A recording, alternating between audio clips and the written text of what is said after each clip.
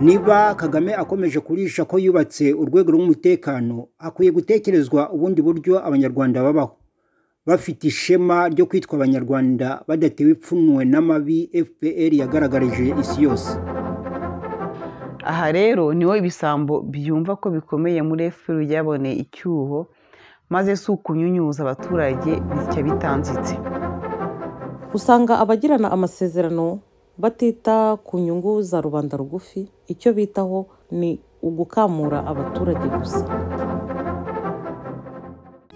Iyo 2020 twari dutegereje yaje, abenshi bajyanye agahinda ngo nibayiriye, uwabagarura none bakwicuza ikibagaruye. Reka tubasuhuze kandi twongere kubaha ikaze ku Baryankuna TV. Iyi ikaba ari televiziyo y'urugaga nyarwanda ruharanira igihango cy'igihugu RANP Abaryankuna. Tukaba rero dukomeje gukubitira ikinyoma icyo ari cyo cyose ahakubuye mu rwego rwo guharanira impinduramatwara gacanzigo itubakiye ku mabi ayo ari yo yose. Uyu munsi rero tugiye kubana mu kiganiro gifite ingingo ebyiri z'ingenzi, arizo: iya mbere, abanyarwanda bakeneye amaraso mashya nyuma ya 2024. Kagame tangira uzinga utwangushye ugende. Ingingo ya kabiri, ibikomerezwa bikomeje gutera amarira abagenzi mu mujyi wa Kigali. Nge muri kumva ndi Rutare Joseph, nkaba mfatanije na Mutimukeye Constance ndetse na Kamikazi Josiane. Tubahaye ikaze.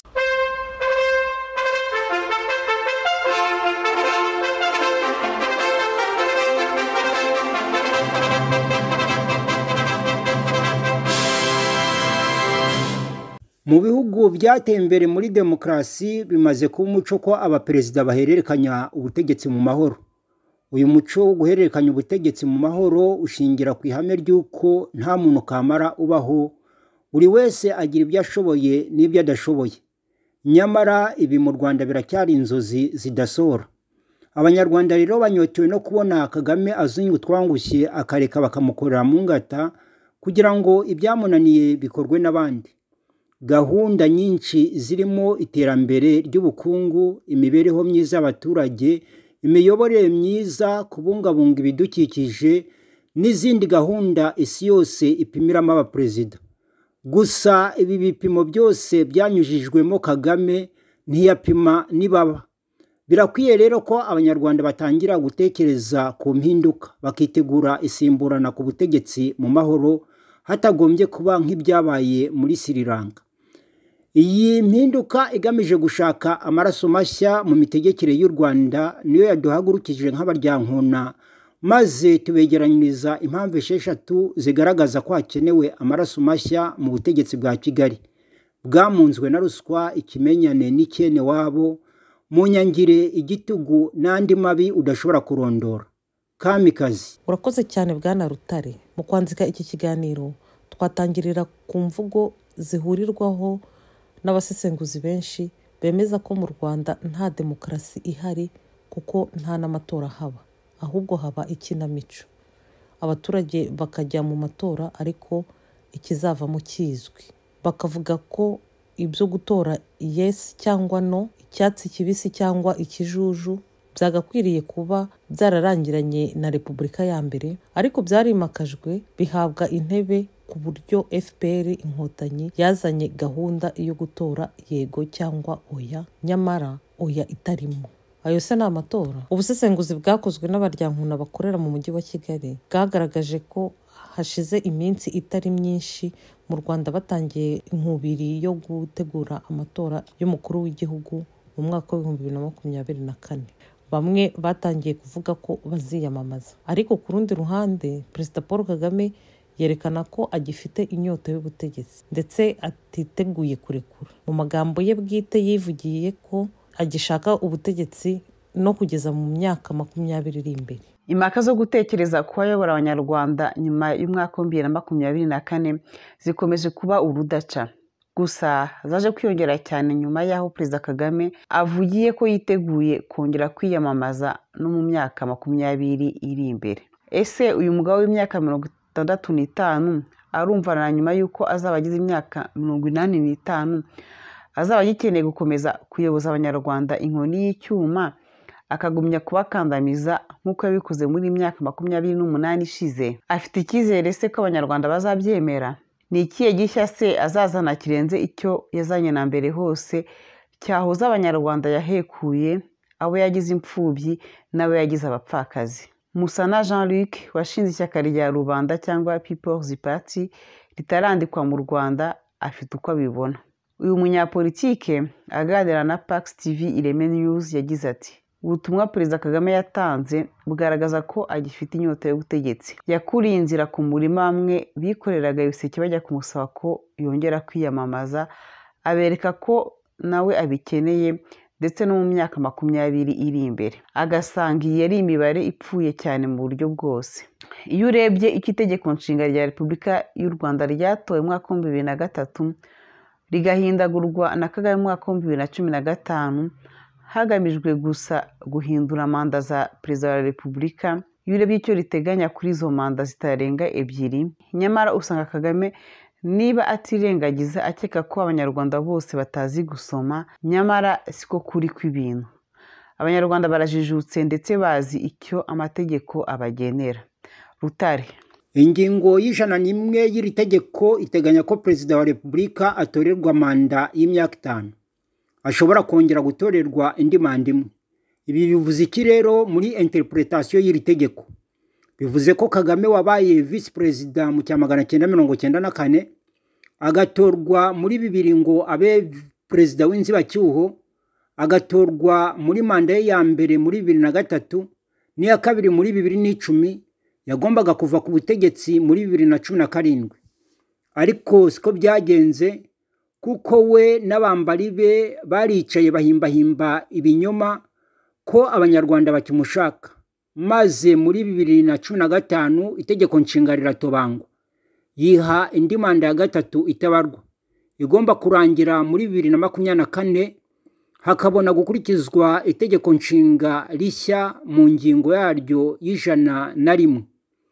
Bivuze ko nyuma y'ibihumbi 2024 azaba yemerewe gusa manda y'imyaka 5, iva muri 2024 ikageza muri 2029.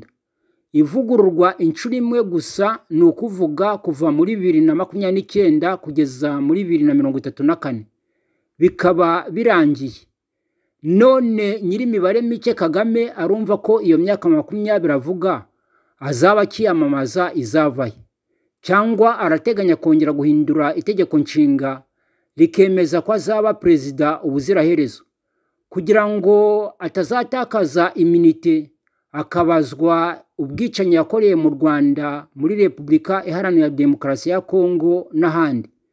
Byaba ari agahinda bigenze bityo. Ku ruhande rwa Musana Jean-Luc abona ko hakwiriye kubaho guhererekanya ubutegetsi mu mahoro, ariko twe nk'abanyarwanda tubona bidahagije, kuko n'ubundi u Rwanda ruyobowe n'agatsiko ka FPR hubatse systeme yo gukandamiza abanyarwanda. Kagame agiye cyangwa akaba yarapfuye nk'uko bamwe babyemeza, ntacyo byahindura na kimwe. N'ubundi haza undi nanone akaza ari mubi kumurusha. Icyo dukeneye ni impinduramatwara gacanzigo iha buri munyarwanda kwihitiramo ubuyobozi bumubereye. Dusanga niba FPR ifite ibyo yasezeranyije abanyarwanda bikarangira bibaye icyuka, igihe kigeze ngo haze undi uyikorera mu ngata, ashyire mu bikorwa ibyayinaniye, akosore ibyo yangije. Bitari ibyo tuzakomeza kwizengurukaho dutaka ubukene, nyamara FPR irimo kuzuza amakonti yayo. Abanyarwanda bagakomeza gutindahara, abakabaye bikura mu bukene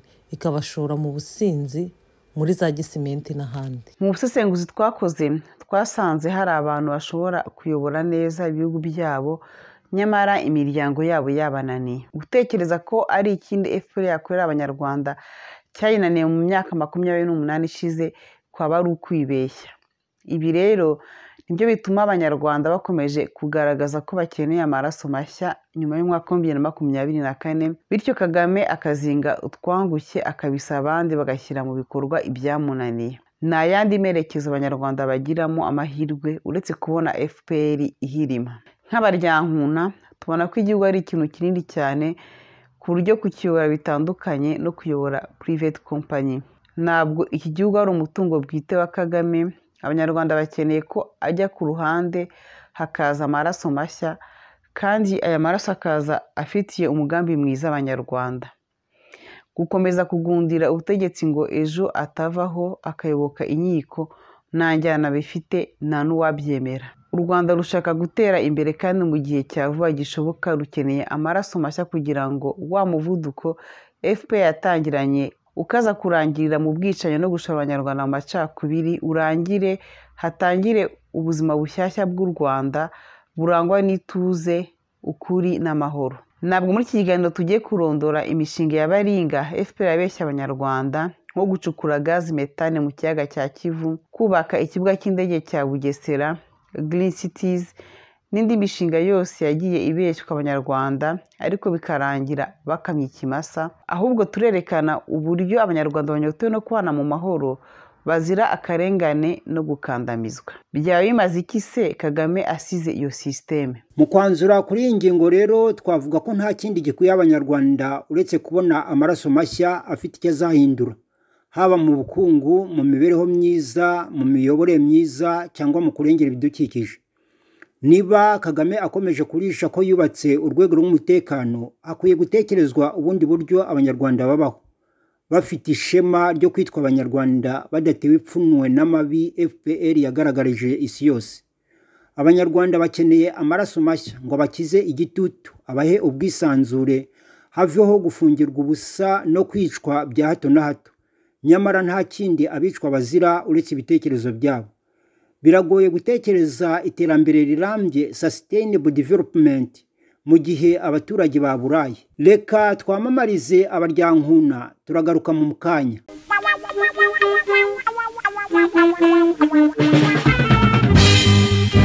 Umva mani, ya flash iri ese dutangire dukora ibiti. Harya nayishyize hera, harya nayishyize. Ariko ingoma z'uno munsi ziriwe zitwika. Ariko none aba bana baha niko sha muhire niko wowe na mwene nyiri imbirimo musigaye muzindukira mu miziki nta kandi kazi. Oya muze, twe turashaka kuba aba DJ twaye dufasha abahanzi n'abandi banyempano b'abanyarwanda kuzamuka. Umva ahubwo muze, igera hino ngusakuza bikeya. Nuntsinda ndakugurira icupa. Nanjye ningutsinda orankura mu bazajya batindurira inka. Nta mustari wagiye mu bisogororo ndetse no mu ifumbire y'inka muze, nawe urabizi. Umva ye, ahubwo ningutsinda iryo cupa urarigura, hanyuma uzamara umwaka wose utindurira inka. Ashaka kundusha amanyanga. Sawa, reka ngusakuze ibikakaye gusa. Sakwe muze. Soma shaka do. Uyu mugabo uramuzi? Yewe wowe upima ufite urwego rungana iki? Uramenye urusigaye rwose n'urwanjye. N'urwanjye do ureba dore iyi note ntivunje ni wowe uri buyivunje. Uramenye uravunguraho na rimwe tukavumbara yose nayanjye. Uho nindera sha ongera usubizemo gato ya numve. Uramuzi? Tukomeza se uyu muri batwara uguze. Narakwatiye se leta se uguhaye. Wowe wampa amafaranga, ufite amafaranga wowe 20 Shaka kwambuka ndakufuna inkweto. Cyahise nihingire. Ngongere ikoze hasi. Ongere kubita hasi uribe. Genda ugiye rwose. Genda. Enda fata n'ibisuperi byawe dore nibi bikoma byawe cyane. Uwo ni Sebanana Ndereya. Uyu waturirimbiye uturirimbo turimo Karimi Kashyari, Zuba ryanjye n'izindi. Yari umuhanzi w'indashyikirwa muri muzika no mu gukina amakinamico. Twamuvukijwe n'interahamwe za MRND. Aha, icyo uragitoye. None reka nkumvishe uyu we umbwira uwo ari we. Amerika n'Uburayi, Aziya na Oceania, ni ibiducumbikire, ariko ntitwibagirwe ko turabana mu Rwanda. Aho mwikwirwa muvunika. Uwo ni wa mwana wacu Kizito Mihigo uherutse kwivuganwa n'izi ngotanyi za FPR na Kagame wazo. Kundi kumva umusaza yakanera, noneho muze umvira ijwi ry'agahebuzo. Nurangiza umbwire nyiraryo ndakwemera. Azahirwa umuntu uzakwitura ibyo watu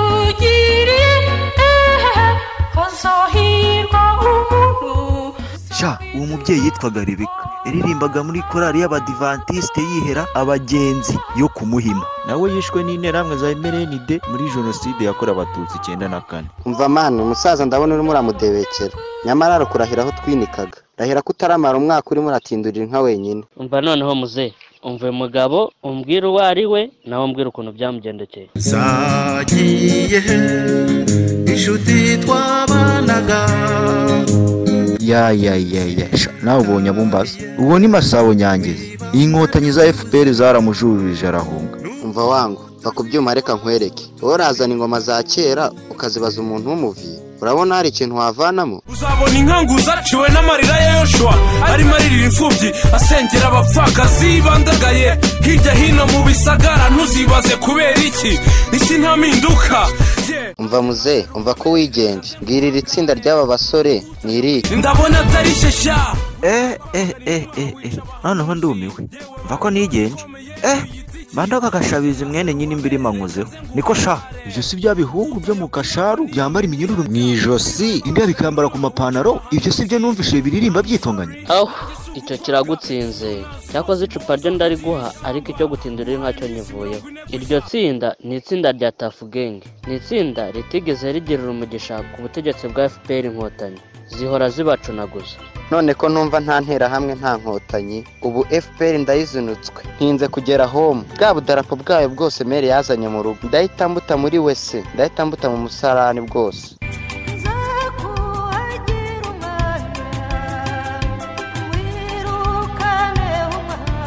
Banyarwandakazi, nta ntera hamwe nta nkotanyi. Bose bisha abahanzi aribo bakunze kuvamo abahanuzi b'ishyanga. Bose bisha abarimu barerera u Rwanda. Bose bisha abaganga. Bica bihaye Imana. Basenya u Rwanda n'umuryango nyarwanda. Nk'uko mwitandukanyije n'intera hamwe kandi mukaba mukomeza gusabwa kwitandukanya nazo, nimunitandukanye n'inkotanyi. Kuko nta ntera hamwe nta nkotanyi. Nta byatsi nta birere. Ubu butumwa mubugejejweho n'urugaga nyarwanda ruharanira igihango cy'igihugu RANP Abaryankuna.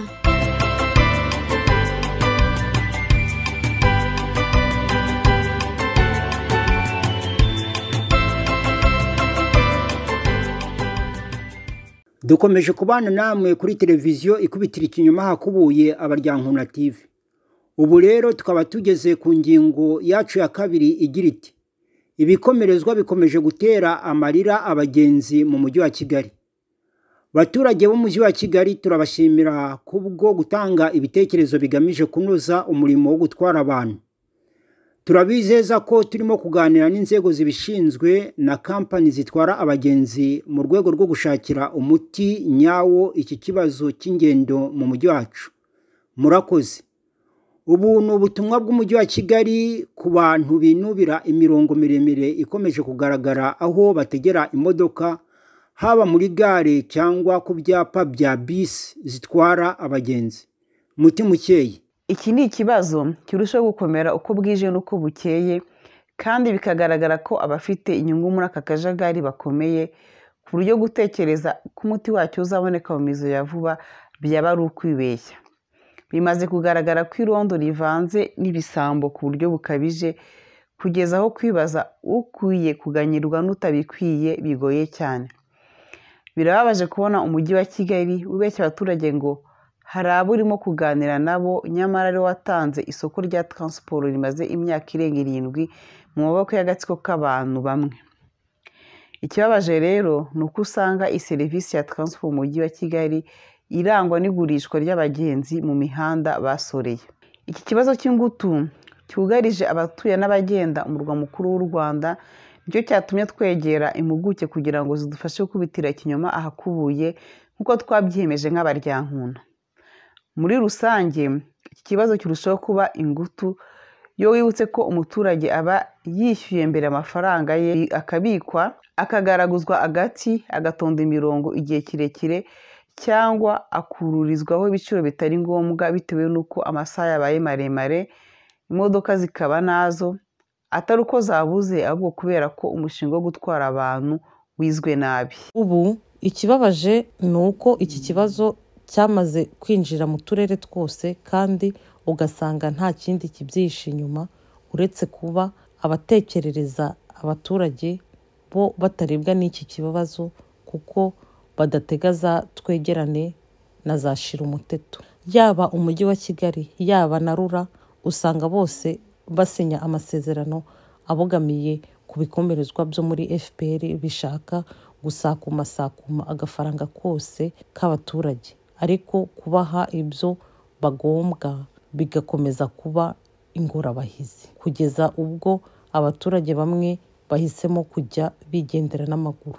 Usanga abagirana amasezerano batita ku nyungu za rubanda rugufi, icyo bitaho ni ugukamura abaturage gusa. Abatanze soko ni nabo bigenzura, barangiza bakabeshya abaturage ngo nibo barimo gushaka ibisubizo.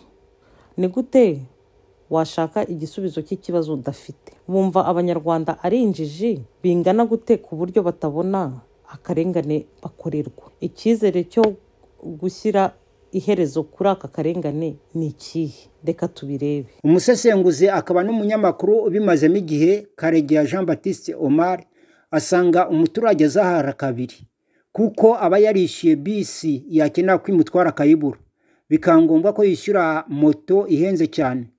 Atanga urugero rwaho iyo bwije abamotari ba Nyabugogo baca amafaranga 3,000 kugira ngo bageze umuntu ikagugu. Kabeza na Kanombe bagaca amafaranga 5,000 by'u Rwanda. Ku rugendo ubundi bakabaye bishyura amafaranga 500 muri bisi, ariko companies za transport zigakora uko zishaka nta gikurikirana. Undi musesenguzi akaba n'umunyamakuru nawe ubimazemo igihe, Hakuzwumuremyi Joseph, asanga kuragiza transport Rura ari nk'ibyakorewe Joseph wo muri Bibiliya kuko bamushingiye isugi itwite. Asanga kandi ko kubangikanya politiki na ekonomi kimwe kikifotoreza mu kindi ntaho bihuriye n'inyungu z'umuturage. Uyu musesenguzi akakomeza yibaza impamvu iyo havutse ikibazo kireba abaturage bonyine kugikemura bitihuta. Atanga urugero ko iyo essence yazamutse leta ishyiramo imbaraga nyinshi kuko kiba kireba abaturage n'abategetsi, ariko haza ikibazo cya transport kitareba abategetsi bakaruca bakarumira, umuturage akirwariza. Asanga biteye agahinda ku buryo hari n'uwatekereza ko abategetsi baba badahangayikishijwe n'agahinda k'abaturage. Hakuzwumuremyi avuga ko iyo essence izamutse abategetsi bahita bongererwa lump sum, ikibazo cyabo kikaba kirakemutse, ariko iyo moto zikubye ibiciro 3 cyangwa 5 abategetsi baricecekera kuko ntacyo biba bibabwiye, dore ko bo nazo batega. Umuturage arirya akimara, byamunanira akagenda n'amaguru kuko abana n'ayandi mahitamo afite. Uku kwirengagiza niko guteye inkeke abaturage benshi, cyane cyane ko nta mikoro ahagije baba bafite ngo buri wese agende mu modoka ye. Mu busesenguzi bwacu dusanga isuku ari nziza, ariko biba ikibazo iyo usanze iyo suku yitwikiriye inzara itavugwa. Aha rero niho twibaza niba kwima umuturage serivisi yishyuye hari icyo iyo suku yaba ikimumariye. Bijya gutangira mu mwaka wa 2015 umujyi wa Kigali watanze isoko ryo gutwara abantu muri za bisi nini.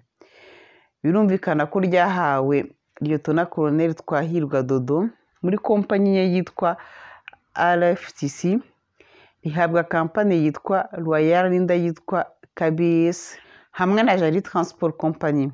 Aya masosiyete afite isano ya hafi na FPR, abandi bose bataha amaramasa. Umuturage wari ufite imodoka ze yahisemo kuzikodesha n'ibi bikomerezwa cyangwa araziparika ava mu gutwara abagenzi. Imodoka ntoya zizwi nka minibus zakuwe mu muhanda, nyamara zari zitunze abantu batagira ingano, guhera kuri ba nyirazo, imiryango y'abashoferi n'abakonvoyeri kugeza ku bahamagara abagenzi. Abo bose babuze aho bongera gukura amarambuko berekeza iy'ibyaro, umujyi barawuhunga. Iri soko ritangwa uwari meya w'umujyi wa Kigali Fidel Ndayisaba yavugaga ko ashaka gukemura akajagari kagaragaraga muri transport, ariko yirengagiza ko ako kajagari yanga kagaragaraga no mu nyubako y'umujyi wa Kigali ukoreramo. Kuba haragiye hahindagurika abayobozi b'umujyi wa Kigali ni ikimenyetso gifatika ko ibyaho nabyo atari shyashya. Kuva mu mwaka wa 2015 bamaze kuhasimburana ari 4 mu myaka 7 gusa, bivuga ko kuhafatisha bitoroshye. Kuva kuri Monique Mukaruriza wasimbuye Fidèle Ndayisaba, nawe agasimburwa na Pascal Nyamurinda wasimbuwe na Chantal Rwakazina, akaza gusimburwa na Prudence Rubimbisa, bose bagiye bambara ikanzu yasizwe na Ndayisaba birangira yanze kubakwira. Isoko rya transport ryasizwe na Ndayisaba Fidèle niryo rigihari kugeza n'uyu munsi. Nyamara abari batuye umujyi wa Kigali bamaze kwiyongera ku buryo iri soko ritakijyanye n'igihe. Muri iri soko abanyamujyi babwirwaga ko batazajya bahagarara iminota irenze 5 ku cyapa, ubundi bagasanga internet muri za bus. Ariko imbeba zahise zizirya birangira na nuko hari haje Rubingisi. Umujyi wa Kigali wahuye n'akaga gakomeye cyane ku buryo kubona umuntu hawukora igenamigambi ry'imyaka 5 byananiranye burundu, ahubwo haranzwe no kuyoborwa n'abantu bumvaga ko bagabiwe imyanya, bahagera bagakora bapfukamiye ababashyizeho. Kwita ku bibazo by'abaturage bikaba ingorabahizi. Hakuzumuremyi Joseph asanga akaburiye mu isiza kadashobora kubonekera mu isakara. Mu magambo yagize ati, intabire uko yaba nziza kose iyo imbuto ari mbi ntushobora kwizera umusaruro. Yongeyeho ati, imbuto uko yaba nziza kose utabagaye ngo usarure unahunike neza ntacyo umusaruro wakumarira. Aha rero ni ahera yemeza ko ibikomerezwa byarushije imbaraga umujyi wa Kigali. Transport yaragijwe rura nk'umurimo ufitiye igihugu akamaro urananirana. Bya bikomerezwa bikomeza kwinyunyuriza abaturage.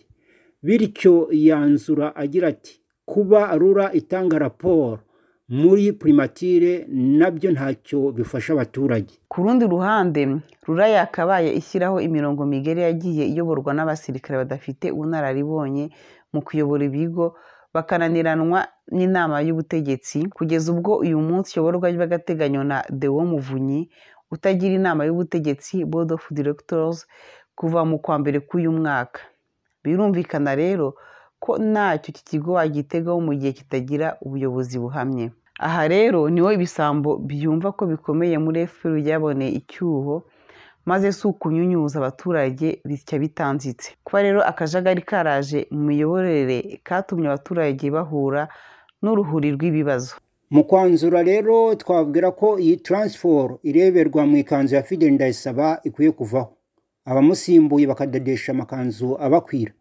Bitagenze bityo abaturage bazakomeza barira yo kwarika, bitewe no gukomeza kwizirika ku isoko ryo mu myaka 7 ishize. Niba rura koko idashobora guhana ibi bisambo byazengereje rubanda, nta kindi yaba ikimaze, kuko hari akaboko katagaragara kayifashe ku gakanu. Aha rero akaba ari naho dusoreje ikiganiro cyacu cy'uyu munsi, dushimira cyane abagize uruhare bose mu kugitegura, ndetse nawe mwese mwagikurikiranye. Tukaba tubifuriza gukomeza kugubwa neza naho ubutaha.